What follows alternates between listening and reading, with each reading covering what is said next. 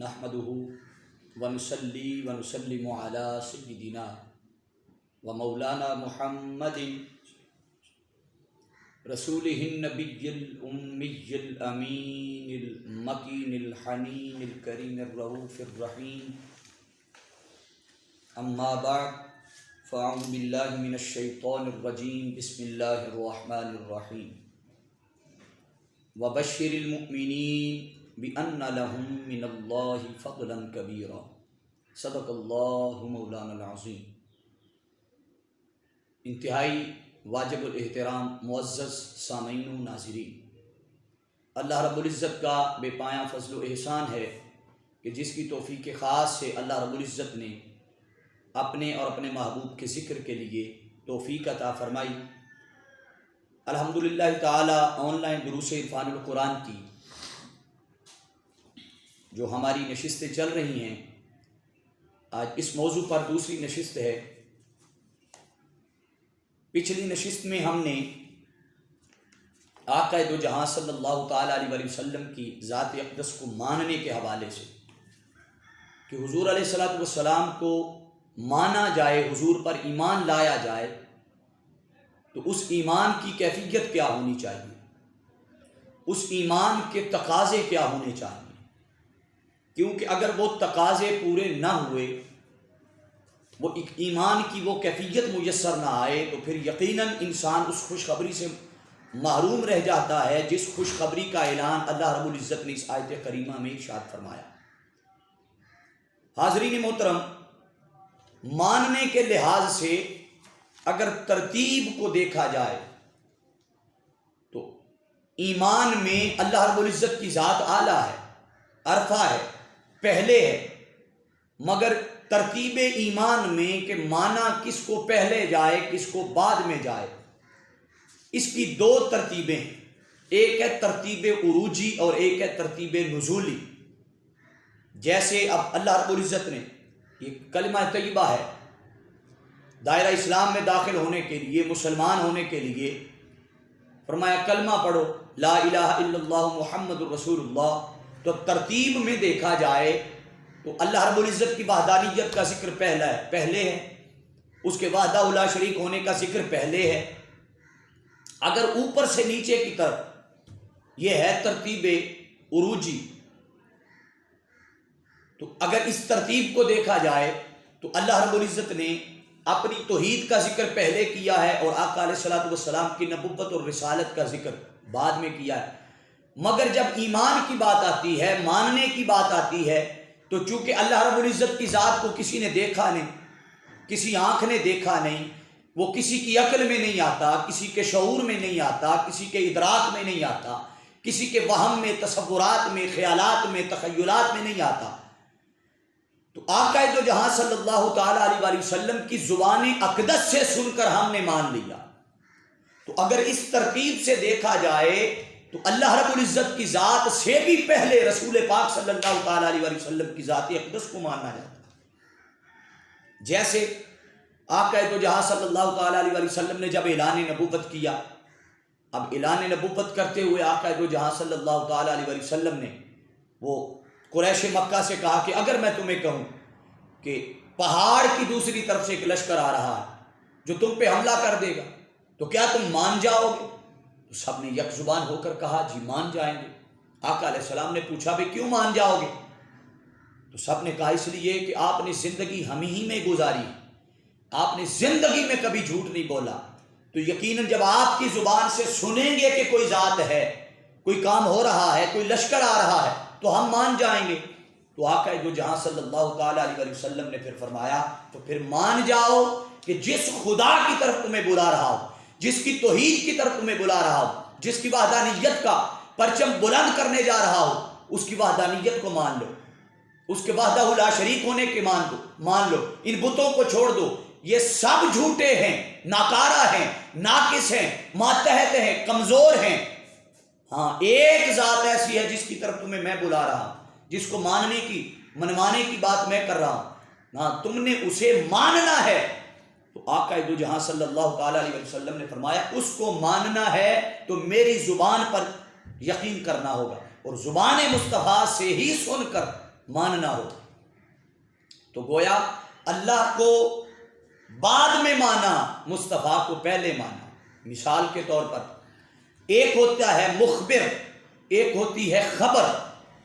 اب آقا دو جہاں صلی اللہ تعالیٰ علیہ وسلم نے فرمایا کہ پہاڑ کی دوسری جانب سے لشکر آ رہا ہے، تو وہ لشکر کا آنا یہ خبر ہے، اور حضور علیہ السلام کا یہ بتانا کہ آ رہا ہے یہ مخبر ہے، خبر دی جا رہی ہے.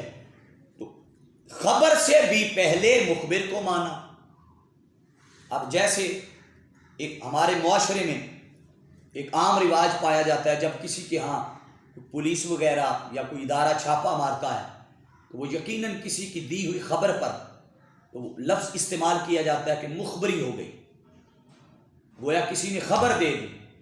تو اب اس مثال کو ذہن میں رکھ کے ذرا سوچئے کہ اس رب کو تو ہم نے دیکھا نہیں تھا، سنا نہیں تھا، عقل سے نہیں جانا، پہچانا نہیں، تو ہم نے کہاں سے اس رب کی توحید کو مان لیا؟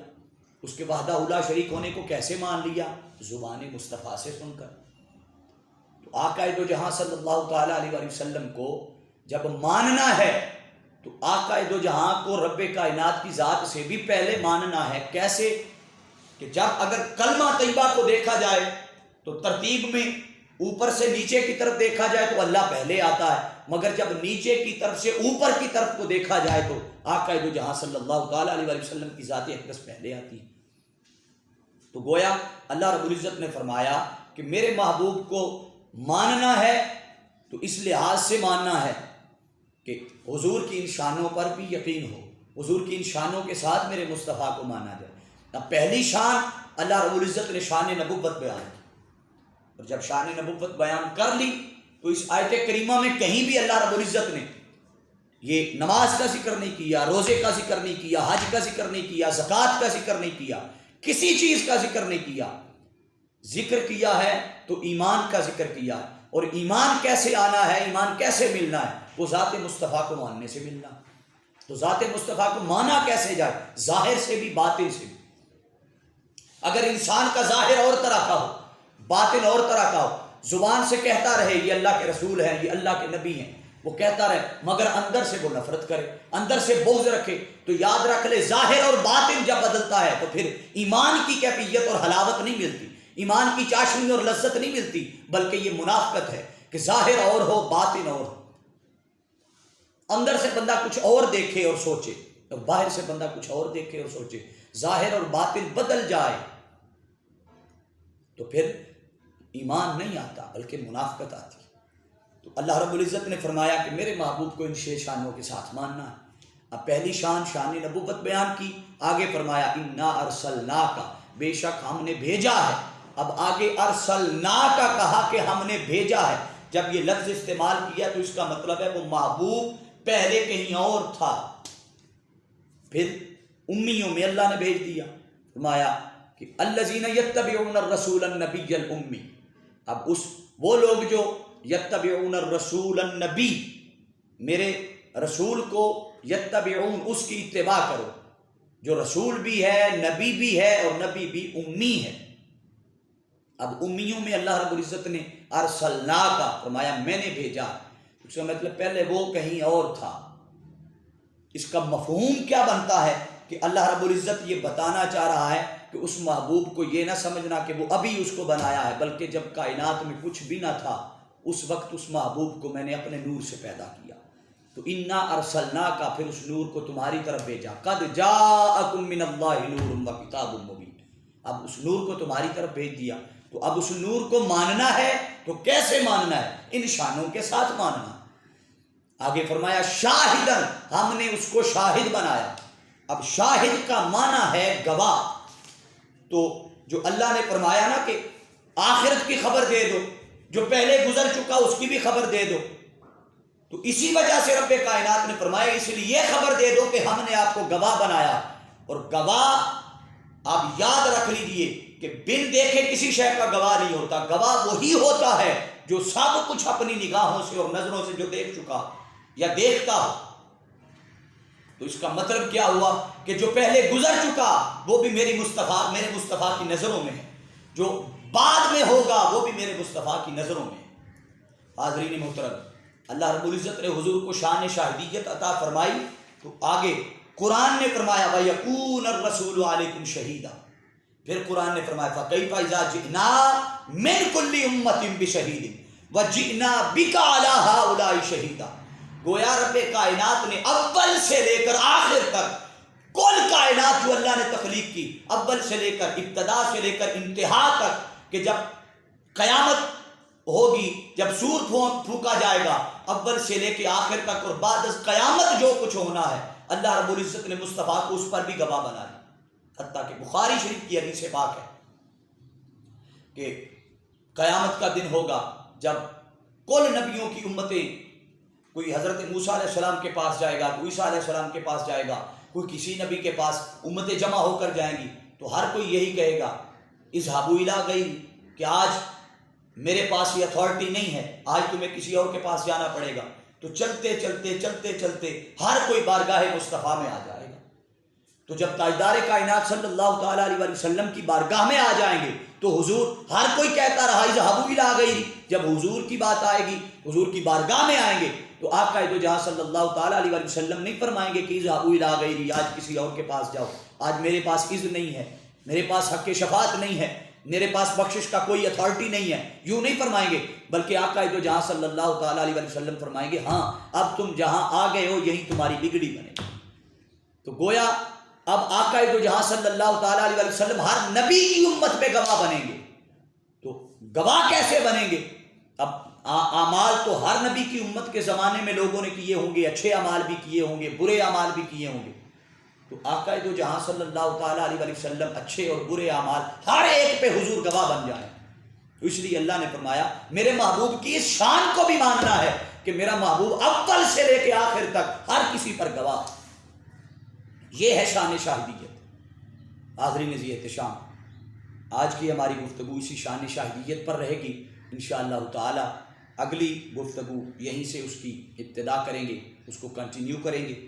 اللہ رب العزت کے حضور دعا ہے اللہ پاک ہماری آج کی اس حاضری کو اپنی بارگاہ میں قبول و منظور فرمائے اور آقا علیہ السلام کے مقام اور مرتبے کو سمجھتے ہوئے حضور کی ذات اقدس پر ایمان لانے کی توفیق عطا فرمائے۔ وما علیہ الا البلاغ المبین۔